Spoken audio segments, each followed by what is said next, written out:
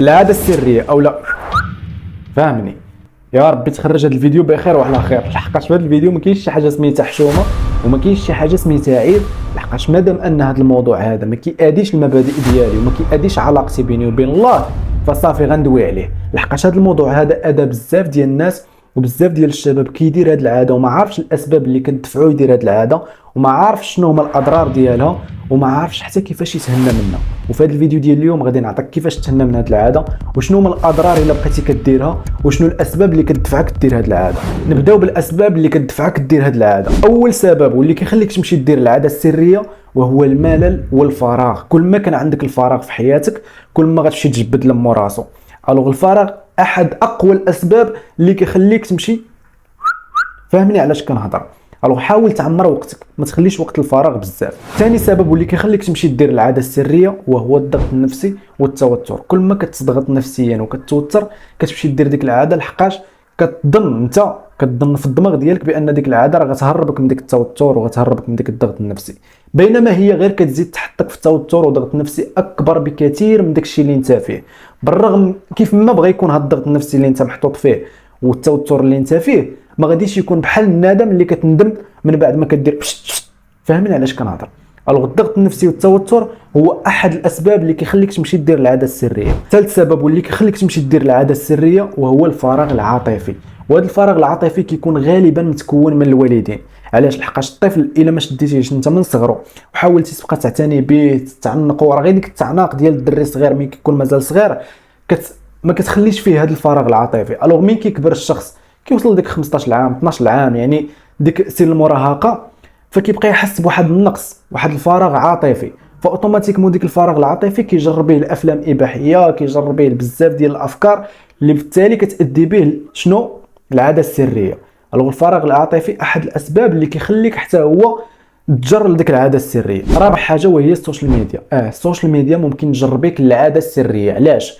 لحقاش الا كنتي انت كاع لي كونط ديالك متبع فيهم غير البنات اللي، فاوتوماتيكمون من بعد ما غتدخل السوشيال ميديا غتحرك لك الغريزه الجنسيه. صافي، يعني انت اصلا متبعهم غير هما، فاذا تحركت لك الغريزه الجنسيه في السوشيال ميديا غتمشي تتفرج في واحد الفيلم. من بعد ما غتفرج في ديك الفيلم ليش غيأدي بك ديك الفيلم؟ غيأدي بك لسليخ القرد. الا سلختي القرد غتحس بواحد الذنب، وديك الذنب ما تبغيش لعدوك، وهادشي كامل علاش؟ سبابو غير ديك السوشيال ميديا اللي دخلتي لها في الاول وشفتي واحد البنت اللي انت متبعها دايره. فاهمني علاش كنهضر؟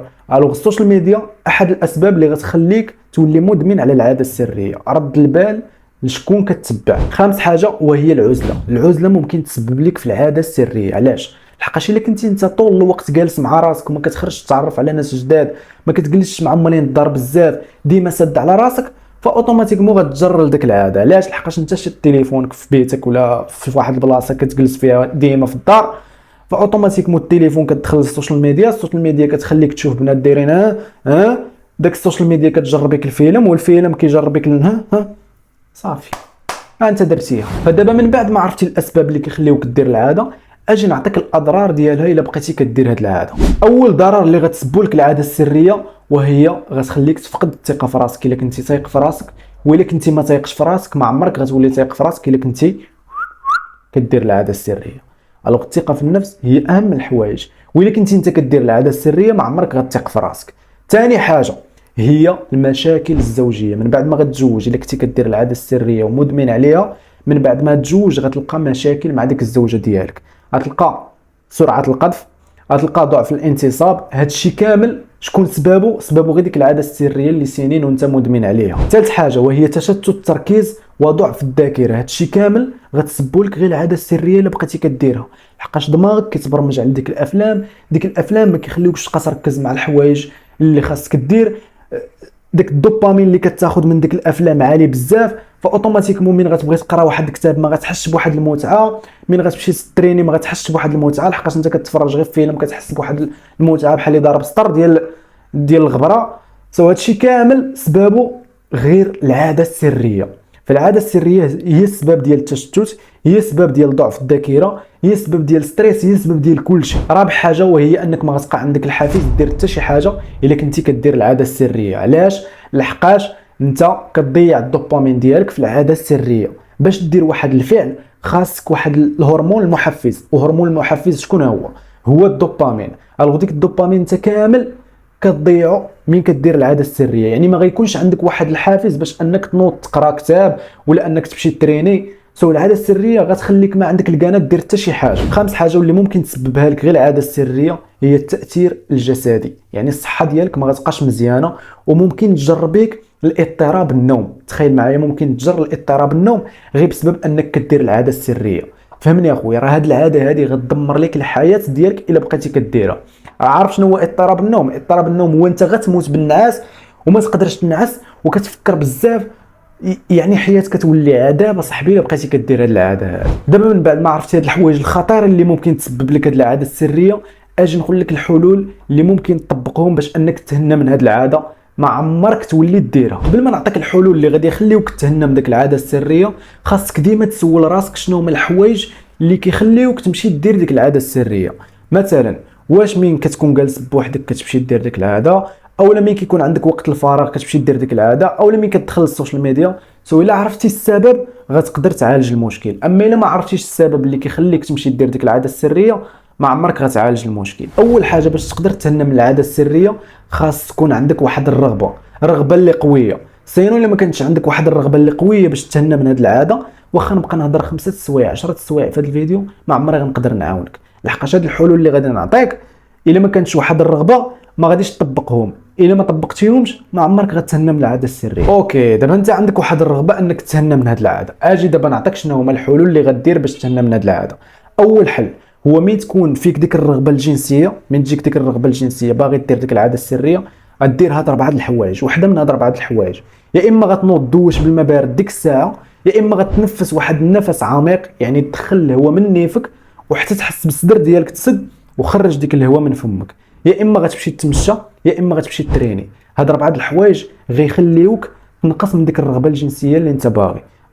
غتنسى شي حاجه سميتها العاده السريه الا درتي حاجه وحده من هاد 4 الحوايج اللي قلت لك. ثاني حاجه واللي غتساعدك انك تهنى من العاده السريه هي انك ما تعزلش راسك على الناس. ما تجلسش بوحدك الا كنتي انت عارف راسك مبلي بالعاده السريه، لحقاش اوتوماتيكمون من بعد ما غتجلس بوحدك غتجر الافلام الاباحيه. تجريتي الافلام الاباحيه صافي درتي العاده السريه، وهذا الشيء هو اللي ما بغيناش. الوغ انت باش تجنب هذا الشيء كامل حاول تبقى تجلس مع والديك اولا حاول تخرج تعرف على ناس جداد. مهم ما تجلسش بوحدك، غير تشوف راسك بوحدك في الدار خرج هرب، ما تبقاش جالس بوحدك في الدار. ثالث حاجه الا كنتي انت في البيريود ديالك كتحاول تهنى من العاده السريه وغلطتي واحد النهار ودرتيها، ما تحقدش على راسك. علاش؟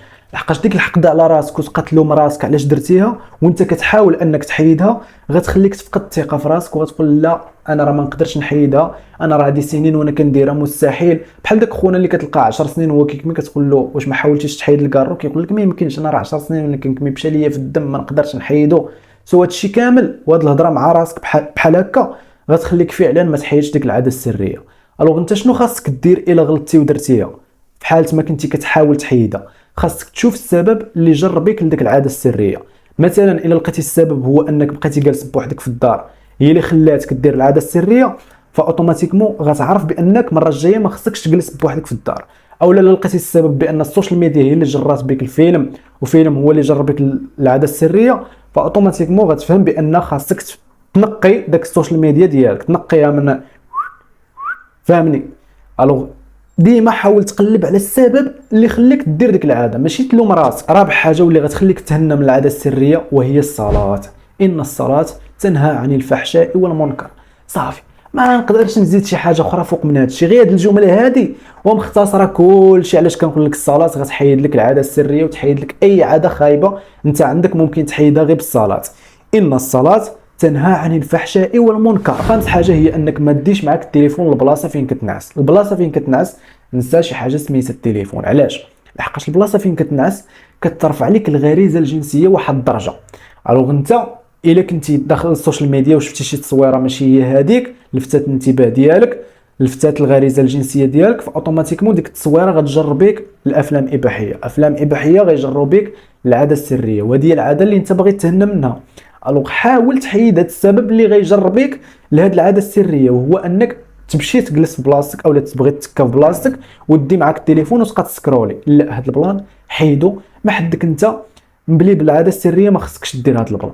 لحقاش اون فوا غتشوف واحد التصويره فاوتوماتيكمون غتعطى لك واحد الاشاره ديال ديك العاده اللي انت موالف بها. بحال شي خونا مثلا كيكمي، هو كيكمي يقدر يكون باغي يقطع، ولكن غير غيدوز من حتى شي واحد كيكمي غيشم ديك الريحه غتعطى له واحد الاشاره، ديك الاشاره غتادي به لديك العاده. وكان هذا هو الفيديو ديال اليوم، كنتمنى نقدر نكون عاونت شي شخص مبلي بهذه العاده السريه. تلاقاو في الفيديو الجاي مع موضوع جديد. تهلاو.